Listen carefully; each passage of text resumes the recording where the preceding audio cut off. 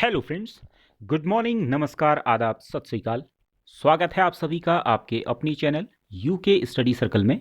Friends, आज है 15 फरवरी और आज के इस वीडियो में हम बात करेंगे देश दुनिया और उत्तराखंड की महत्वपूर्ण खबरों से संबंधित टॉप 10 करंट अफेयर्स क्वेश्चंस पर, जो कि आने वाले एग्जाम्स के पॉइंट ऑफ व्यू से बहुत इंपॉर्टेंट होंगे। इसलिए आप इस वीडियो को अंत तक जरूर देखिएगा और आज के इस वीडियो को शुरू करने से पहले इसे लाइक कीजिएगा, शेयर कीजिएगा और यदि अब तक सब्सक्राइब न किया हो तो सब्सक्राइब भी कर लीजिएगा। फ्रेंड्स, आज के इस वीडियो से रिलेटेड पीडीएफ के लिए आप हमारा टेलीग्राम चैनल ज्वाइन कर सकते हैं, जिसका नाम है यूके स्टडी सर्कल। इसे आप अपने टेलीग्राम पर यूके स्टडी सर्कल सर्च करके ज्वाइन कर सकते हैं, या फिर वीडियो के डिस्क्रिप्शन में इसका लिंक दे दिया जाएगा, आप इसे वहाँ से भी ज्वाइन कर सकते हैं। तो चलिए शुरू करते हैं आज के करंट अफेयर्स का वीडियो। तो फ्रेंड्स, आज का पहला क्वेश्चन है, उत्तराखंड क्रिकेट टीम का मुख्य कोच किन्हें नियुक्त किया गया है? इसके ऑप्शन हैं ए वसीम जाफर, बी मनीष झा, सी कुणाल चंदेला या फिर डी इनमें से कोई नहीं। और इस क्वेश्चन का सही आंसर है option B, Manish Jha.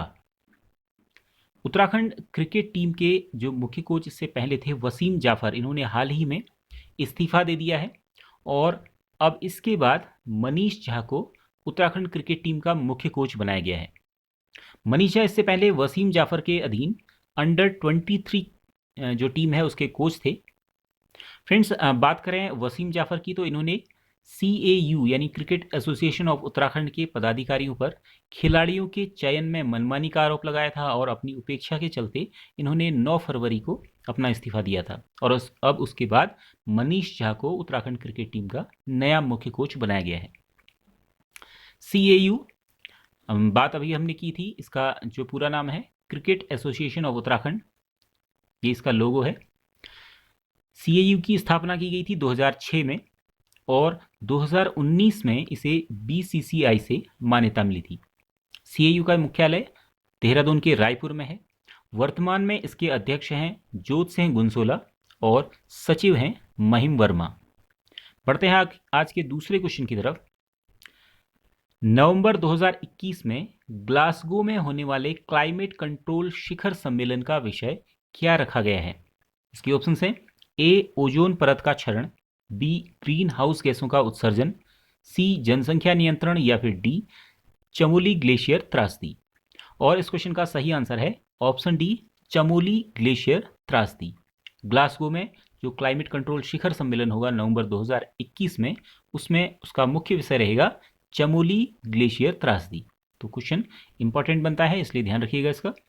Climate control शिखर सम्मेलन 2021 में नवंबर माह में ग्लासगो में आयोजित किया जाएगा और इस सम्मेलन में जलवायु परिवर्तन के सीधे तौर पर हुए असर को समझने के लिए चमोली ग्लेशियर त्रासदी को विषय बनाया जा रहा है।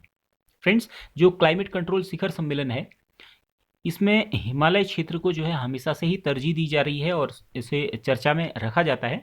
और इस बार इसमें दुनिया भर के जो वैज्ञानिक वहाँ पर इकट्ठा होंगे और विशेषज्ञ जो वहाँ पर आएंगे, वो चमोली में आई आपदा के कारणों को और इस संदर्भ में पूरे हिमालय क्षेत्र के बारे में चर्चा करेंगे।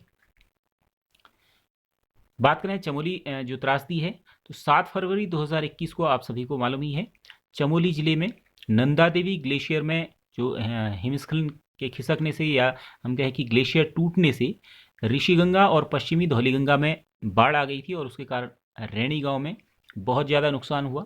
साथ ही नदियों पर जो परियोजनाएं चल रही थी, ऋषिगंगा परियोजना और तपोवन विष्णुगाड़ परियोजना के अलावा कुछ अन्य जो छोटी परियोजनाएं थी, उनको काफ़ी नुकसान हुआ है और बहुत ज़्यादा वहाँ पर जनहानि भी हुई है।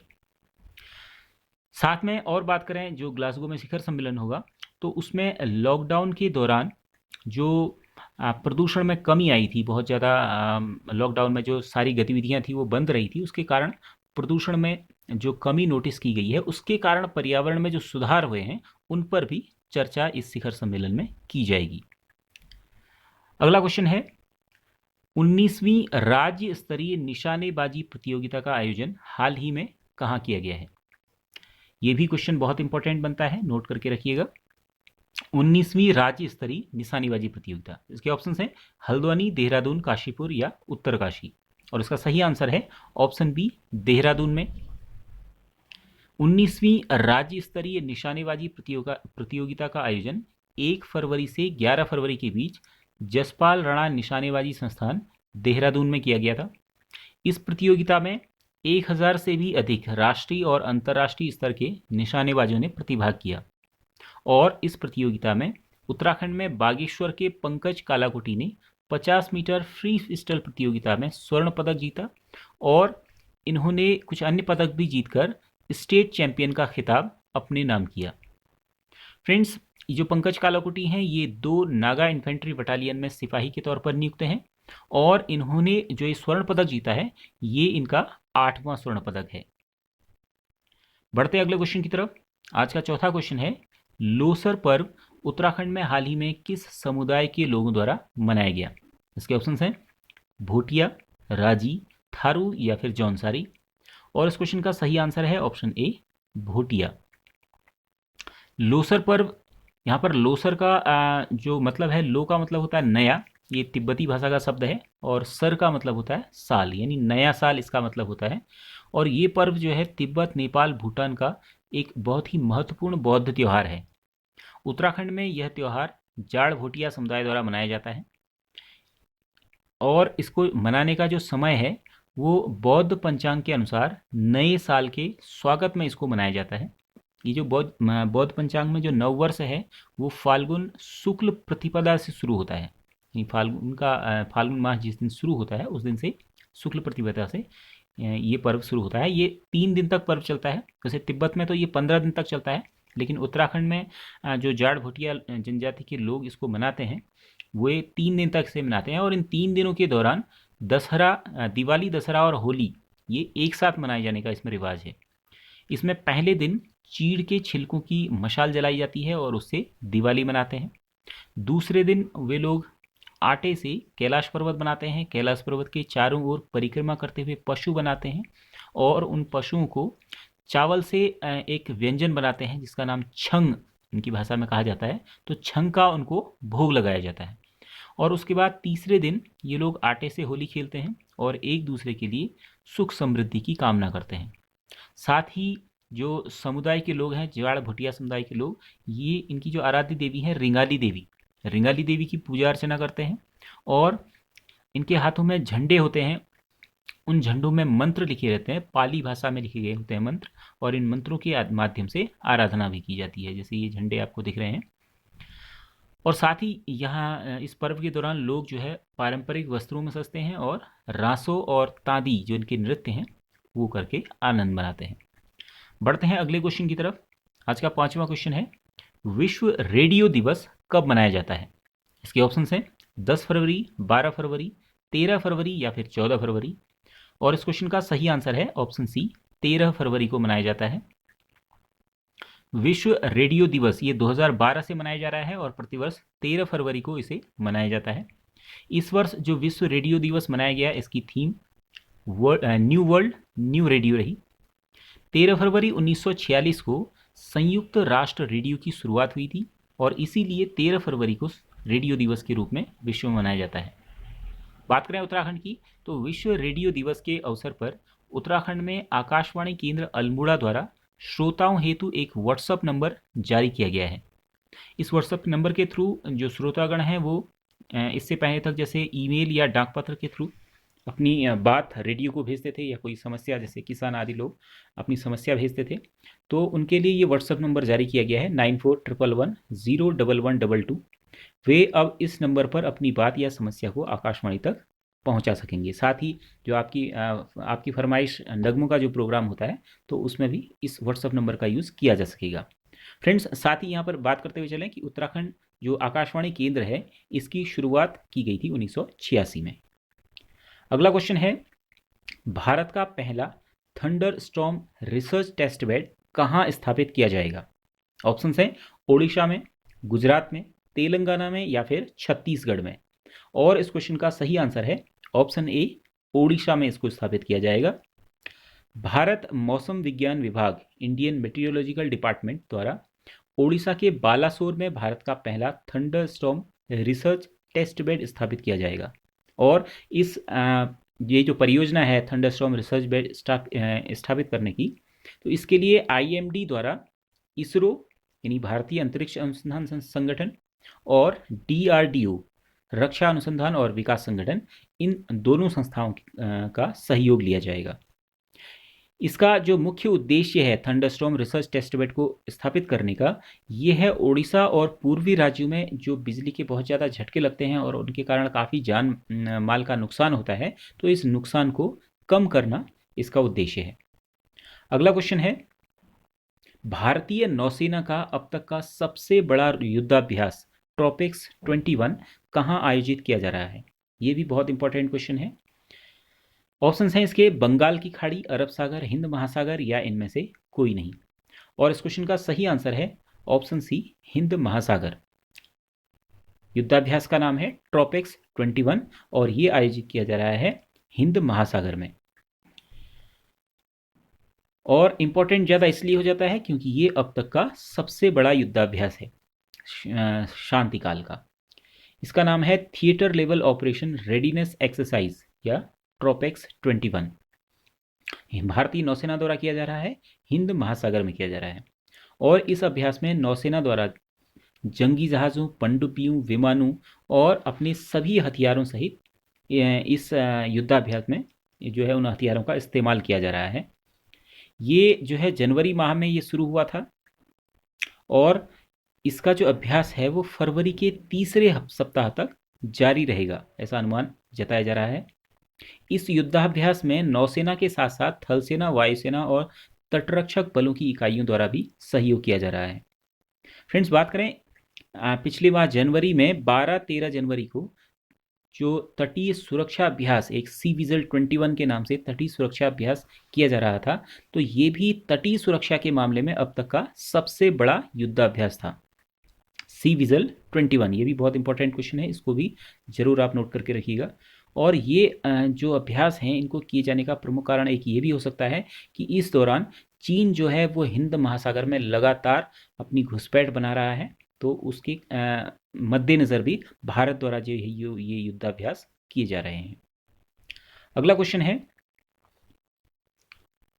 भारत की कौन सी लघु फिल्म ने ऑस्कर अवार्ड 2021 में टॉप 10 में जगह बनाई है? इसके ऑप्शन हैं बिट्टू, जल्लीकट्टू, ए और बी दोनों या फिर इनमें से कोई नहीं। और इस क्वेश्चन का सही आंसर है ऑप्शन ए, बिट्टू। ये लघु फिल्म है, भारत की है। ऑस्कर अवार्ड 2021 में ये जो अकादमी शो है उसमें live action short film category में बिट्टू को शॉर्टलिस्ट किया गया है और इसे टॉप 10 में जगह मिल चुकी है। बात करें इससे पहले जो जल्लीकट्टू भारत की आधिकारिक फिल्म थी फॉरेन लैंग्वेज कैटेगरी में, तो इसको अंतिम 15 की सूची में जगह नहीं मिल पाई है। ये भारत के लिए थोड़ी सी निराशाजनक खबर है। लेकिन साथ ही जो बिट्टू फिल्म है, लघु फिल्म है, उसे टॉप 10 में जगह मिल चुकी है, तो ये एक अच्छी खबर भी है। जो बिट्टू फिल्म है वो करिश्मा देव दुबे के निर्देशन में बनी हुई है और ये स्कूल जाने वाली दो लड़कियों के बीच की दोस्ती की एक सच्ची घटना पर आधारित कहानी है। अगला क्वेश्चन है, देश में पहला CNG ट्रैक्टर किसके द्वारा लॉन्च किया गया है? ऑप्शन हैं नितिन गडकरी, नरेंद्र मोदी, अमित शाह या फिर राजनाथ सिंह। और इस क्वेश्चन का सही आंसर है ऑप्शन ए, नितिन गडकरी के द्वारा। हाल ही में 12 फरवरी को केंद्रीय सड़क परिवहन मंत्री नितिन गडकरी ने देश का पहला CNG ट्रैक्टर लॉन्च किया है। ये है CNG ट्रैक्टर और ये कोई ऐसा नया या विशेष ट्रैक्टर नहीं है। जो पुराने डीजल ट्रैक्टर थे, डीजल ट्रैक्टर में ही जो है CNG किट लगाकर इसको CNG ट्रैक्टर बनाया गया है। यह जो ट्रैक्टर है ये पर्यावरण से प्रदूषण को तो बचाएगा ही, साथ में किसानों का जो ट्रैक्टर पर खर्च होता है, सालाना खर्च, वो भी इसमें कम आएगा। जब ये किसान अपने ट्रैक्टर को CNG पर शिफ्ट कर लेंगे तो उसके बाद हर साल जो उनका खर्च आता है ट्रैक्टर पर डीजल और साथ साथ मेंटेनेंस कॉस्ट में, वो जो है उसमें 1.5 लाख रुपए तक की बचत कर पाएंगे। क्योंकि जो डीजल के कारण जो है बार बार मेंटेनेंस करना पड़ता है ट्रैक्टर में, वो भी CNG ट्रैक्टर में वो मेंटेनेंस कॉस्ट जो है वो उसकी कम हो जाएगी और साथ में डीजल के मुकाबले CNG की कॉस्ट भी कम है। तो यहाँ से भी जो उनकी सालाना बचत होगी वो काफ़ी हो जाएगी, साथ में पर्यावरण को भी इससे कम नुकसान होगा। किसान जो है अपने पुराने डीजल ट्रैक्टर को CNG किट लगवाकर CNG ट्रैक्टर में कन्वर्ट करा सकते हैं। और ये जो CNG किट है इसे रोमेट टेक्नो सॉल्यूशन और टोमासेटो एकाइल इंडिया द्वारा मिलकर तैयार किया गया है। बढ़ते हैं अगले क्वेश्चन की तरफ।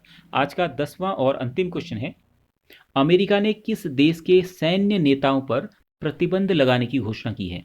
ऑप्शंस हैं भारत, पाकिस्तान, बांग्लादेश या फिर म्यांमार।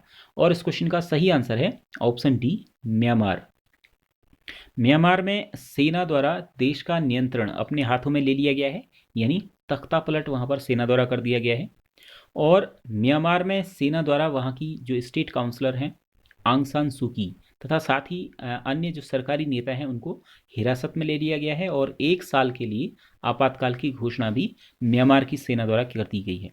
और इसी के मद्देनज़र अमेरिका के राष्ट्रपति जो बाइडेन ने म्यांमार में सैन्य नेताओं पर आर्थिक प्रतिबंध लगाने की घोषणा की है। फ्रेंड्स, अब बारी है पिछले वीडियो के दौरान पूछे गए क्वेश्चन की। ये क्वेश्चन था, उत्तराखंड राज्य के संदर्भ में मुख्य केंद्रीय भ्रंश रेखा ये कहाँ स्थित है? और यूके स्टडी सर्कल के व्यूअर्स में से जिन लोगों ने इस क्वेश्चन का सही आंसर दिया उनके नाम हैं प्रिया ओली, दीपक सामंत, मुनीश कुमार, अनीता चंद, रविंद्र कुमार, नरगिस जहां, पूजा, अजय उपाध्याय, सुनीता नेगी, प्रियंका पाटनी, दिया जोशी, उषा धामी, प्रेम मेहरा, दीप बेडवाल, अमित नेगी, प्रिंस परिहार, दीप्ति पुनेठा, सूरज सिंह, पूनम पंत, प्रीति नेगी, रजनीश रावत, हिमांशु गुरुरानी, मोहम्मद नदीम, रवि पवार, दीपेंद्र सिंह रावत, जीवन जोशी, हेमराज गेड़ा, मुकुल बरगली, महेंद्र राम, साहिब अहमद, हेमचंद्र, लखविंदर सिंह, राहुल कांडपाल और एसहाल शैफी। तो फ्रेंड्स, आप सभी लोगों को बहुत बहुत बधाई और हार्दिक शुभकामनाएं। और इस क्वेश्चन का सही आंसर है ऑप्शन ए, बृहद हिमालय और मध्य हिमालय के बीच में। फ्रेंड्स, जो इंडियन प्लेट है और यूरेशियन प्लेट है उनके आपस में मूवमेंट के कारण पृथ्वी की सतह पर कुछ फॉल्ट या दरारें बन गई हैं, उन्हें भ्रंश रेखा कहा जाता है। और बात करें उत्तराखंड की, तो उत्तराखंड के संदर्भ में 3 भ्रंश रेखाएं हैं जो कि बहुत ज़्यादा इंपॉर्टेंट हैं एग्जाम्स के पॉइंट ऑफ व्यू से, तो इन्हें जरूर नोट करके रखिएगा। इनमें पहली है MCT या मेन सेंट्रल थ्रस्ट, ये बृहद हिमालय और मध्य हिमालय के बीच में है। मुख्य केंद्रीय भ्रंश रेखा या MCT, मेन सेंट्रल थ्रस्ट, बृहद हिमालय और मध्य हिमालय के बीच में ये बाउंड्री लाइन है, थ्रस्ट लाइन है। दूसरी है MBF, MBF को मेन बाउंड्री फॉल्ट कहा जाता है। मेन बाउंड्री फॉल्ट या फिर मुख्य सीमा भ्रंश इसे कह सकते हैं, ये मध्य हिमालय और शिवालिक श्रृंखला के बीच में है। और तीसरी है HFF या हिमालयन फ्रंटल फॉल्ट इसे कहा जाता है। ये शिवालिक श्रृंखला और जो प्लेन रीजन है भावर का, तो भावर और शिवालिक श्रृंखला के बीच में ये फॉल्ट लाइन है, हिमालयन फ्रंटल फॉल्ट। फ्रेंड्स, अब बारी है क्वेश्चन ऑफ द डे यानी आज के क्वेश्चन की। आज का क्वेश्चन है, निम्नलिखित में से कौन सी नदी काली नदी की सहायक नहीं है? इसके ऑप्शन हैं सरयू नदी, कुठियांगटी नदी, पूर्वी धौलीगंगा या फिर पश्चिमी धौलीगंगा। फ्रेंड्स, इस क्वेश्चन का आंसर यदि आपको मालूम है तो हमें कमेंट बॉक्स में लिखकर जरूर बताइएगा। और आज का यह वीडियो आपको पसंद आया हो तो वीडियो को लाइक कीजिएगा, शेयर कीजिएगा। और यदि अब तक सब्सक्राइब ना किया हो या चैनल को पहली बार विजिट कर रहे हो तो चैनल को सब्सक्राइब भी जरूर कर लीजिएगा। तो फ्रेंड्स, आज के वीडियो में इतना ही, मिलते हैं अगले वीडियो में, तब तक के लिए जय हिंद।